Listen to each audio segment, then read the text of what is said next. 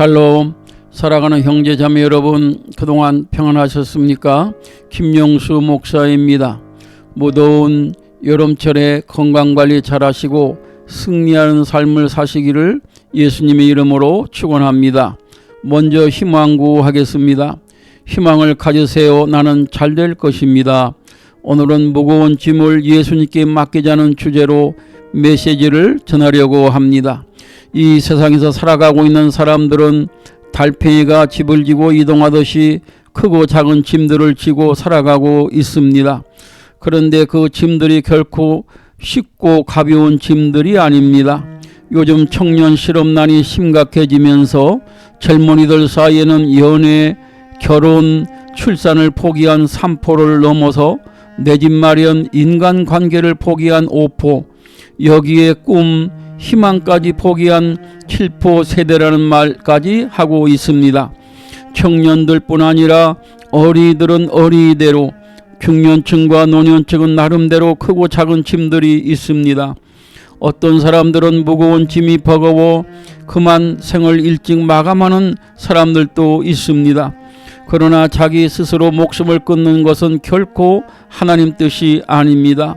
인류의 구세주이신 예수님께서는 이 세상 모든 사람들에게 이렇게 초청하셨습니다. 수고하고 무거운 짐진 자들아, 다 내게로 오라. 내가 너희를 쉬게 하리라.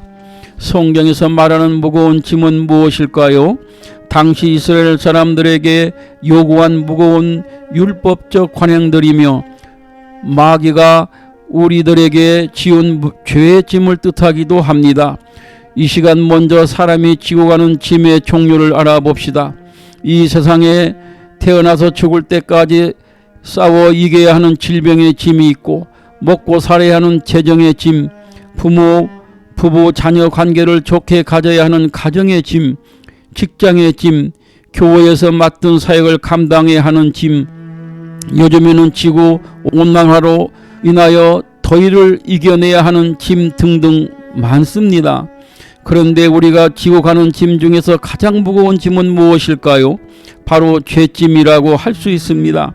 죄짐을 해결하지 못하면 힘들게 살 뿐 아니라 지옥에 가기 때문에 이 죄짐은 사람이라면 누구나 해결받아야 할 무거운 짐입니다.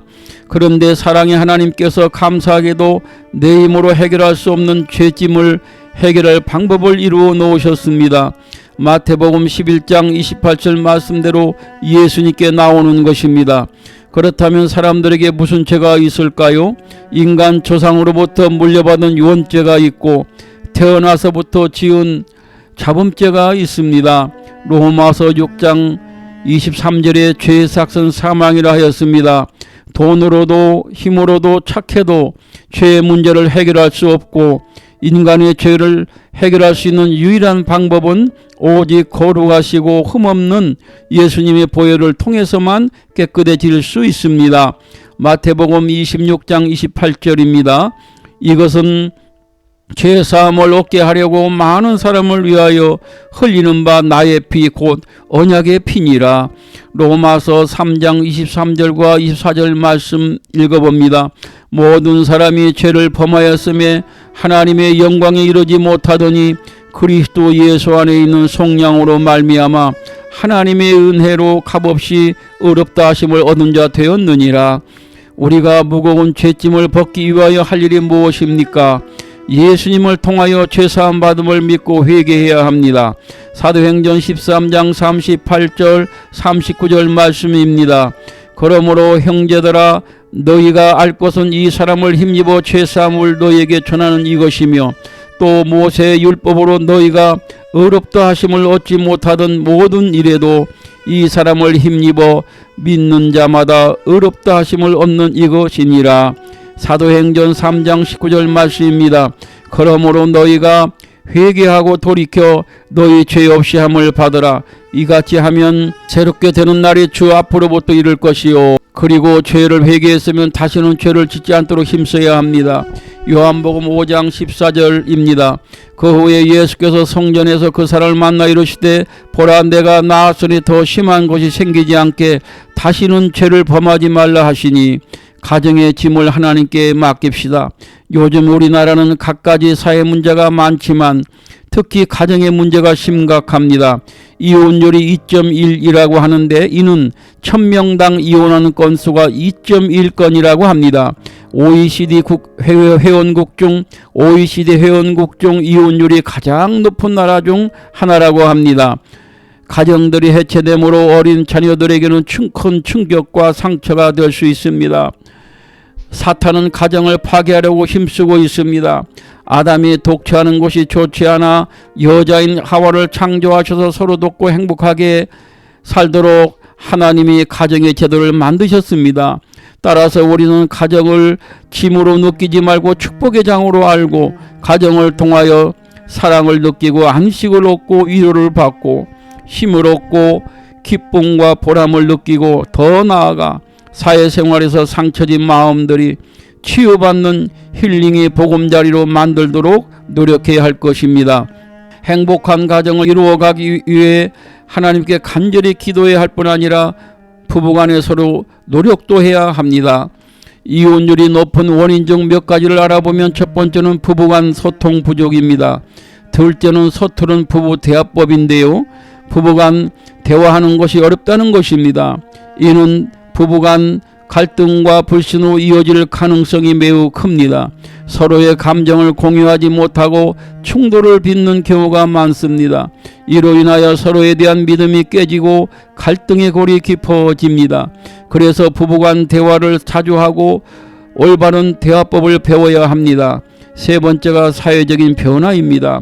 여성의 사회적인 지위가 상승하면서 가족의 권력관계와 역할 분담 등에 대한 인식이 변화하였고 이는 여성들이 더욱 자유롭고 평등한 삶을 추구하게 만들었습니다. 행복한 가정을 이루어가기 위해서는 가족 구성원들이 서로 노력해야 합니다. 하나님 중심의 가정이 되어야 합니다. 에덴 동산에서 최초의 가정을 이루고 행복하게 살던 아담 하와가 하나님의 명령을 거역하고 타락하였을 때 행복이 깨지고 장자인 가인이 살인을 저지르게 되는 엄청난 불행이 왔습니다. 오늘날에도 행복한 가정이 되려면 하나님 중심의 가정이 되어야 합니다. 시편 121편 1절에서 4절까지 읽어봅니다. 여호와를 경외하며 그의 길을 걷는 자마다 복이 있도다. 내가 내 손이 수고한 대로 먹을 것이라. 내가 복되고 형통하리로다. 내 집 안방에 있는 내 아내는 결실한 포도나무 같으며 내 식탁에 둘러앉은 자식들은 어린 감람나무 같으리로다.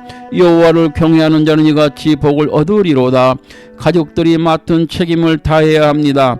남편 혼자서 가정을 다 이끌어갈 수 없습니다. 아내도 아들도 딸도 마찬가지입니다. 각자 가정에서 할 수 있는 책임을 할 때에 행복을 느낄 수 있습니다. 특히 부모의 책임이 큰 것은 교육학자와 심리학자들은 사람의 심성은 1살에서 6살까지 형성되고 12살까지는 인생관, 가치관, 세계관, 국가관 등이 형성된다고 합니다. 교육학자 테일러는 자녀가 성장하면서 92%는 부모의 영향을 받고 나머지 8%는 교회, 학교, 사회의 영향을 받는다라고 말하였습니다. 부모님들이 좀 더 성결하게 살고 바르게 살면서 자녀들을 위하여 기도해 줄 때 그 자녀들이 자연히 거룩하고 복된 자녀들이 될 것입니다. 고린도전서 11장 1절 말씀 읽어봅니다. 내가 그리스도를 본받는 자가 된 것 같이 너희는 나를 본받는 자가 되라. 마지막으로 염려 근심의 짐을 하나님께 맡겨야 합니다. 예수님께서 말씀하시기를 요한복음 14장 1절에 보면 너희는 마음에 근심하지 말라. 하나님을 믿으니 또 나를 믿으라고 하셨습니다. 그렇다면 성도들은 이 세상을 살아가면서 근심을 하나도 하지 않고 살아야겠지요. 그러나 예수님의 이 말씀은 무조건적으로 아무 근심도 하지 말라는 뜻이 아닙니다. 우리를 파괴하고 아무 유익이 없는 부정적인 근심을 하지 말라는 권면입니다. 예수님도 십자가 지시기 전날 밤에 겟세마네 동산에서 제자들에게 이렇게 말씀하셨습니다. 내 마음이 매우 고민하여 죽게 되었으니 너희는 여기 머물러 나와 함께 깨어 있으라고요. 십자가 죽음을 앞두고 크게 부담을 가졌고 고민한 예수님의 인성을 알 수 있습니다. 바울 사도도 고린도서 11장 28절에 보면 아직도 날마다 내 속에 눌리는 일이 있으니 곧 모든 교회를 위하여 염려하는 것이라고 하였습니다. 하나님 뜻 안에서 하나님 일이 잘 되도록 하는 근심은 어쩔 수 없지만 나를 병들게 하고 낙심하게 하고 파멸로 이끄는 근심은 절대 해서는 안 됩니다. 염려 근심이 우리에게 미치는 악 영향이 많습니다. 얼굴에 수심이 나타나 안색이 좋지 않습니다. 느헤미야 2장 2절에 보면 아닥사스다 왕이 느헤미야에게 이렇게 말합니다. 내가 병이 없거든 어찌하여 얼굴에 수심이 있느냐. 이는 필연대의 마음에 근심이 있음이로다. 염려 근심은 성도의 영성에 나쁜 영향을 줍니다. 시편 31편 9절 말씀입니다. 여호와여 내가 고통 중에 있사오니 내게 은혜를 베푸소서. 내가 근심 때문에 눈과 영혼과 몸이 쇠하였나이다. 염려 근심은 번뇌하게 합니다. 잠언 12장 25절 말씀입니다. 근심이 사람의 마음에 있으면 그것으로 번뇌하게 되나 선한 말은 그것을 즐겁게 하느니라. 염려 근심은 죽음에 이르게 합니다. 고린도후서 7장 10절 말씀 읽어봅니다. 하나님의 뜻대로 하는 근심은 후회할 것이 없는 구원에 이르게 하는 회개를 이루는 것이요 세상 근심은 사망을 이루는 것이니라. 영국의 대문호 셰익스피어는 근심은 생명의 적이다라고 했습니다. 염려 근심이 깊어지고 오래갈수록 우리의 귀한 생명을 갉아먹습니다. 염려 근심은 아까운 시간을 허비하게 만듭니다. 따라서 우리는 염려 근심을 전능하신 하나님께 다 맡기고 항상 기쁘게 밝게 살아야 합니다. 베드로전서 5장 7절 말씀 읽고 오늘 메시지 마칩니다. 너희 염려를 다 주께 맡기라. 이는 그가 너희를 돌보심이라. 아멘. 기도하겠습니다. 우리의 생명이 되시며 반석 되시고 환난에서 구원해 주시는 하나님 아버지, 이 세상을 살아가다 보면 크고 작은 짐들이 있습니다. 저희에게 모든 짐을 하나님께 맡길 수 있는 믿음을 주시고 주님의 강한 손으로 머리에서 발끝까지 어루만져 주셔서 평안함으로 채워주시옵소서. 평안함으로 채워주시옵소서. 예수님의 평안을 주시옵소서. 오늘까지 지켜주신 하나님 아버지, 무더운 금년 여름철도 잘 이겨낼 수 있도록 건강을 주시옵소서. 예수님의 존귀하신 이름으로 기도하였습니다. 아멘.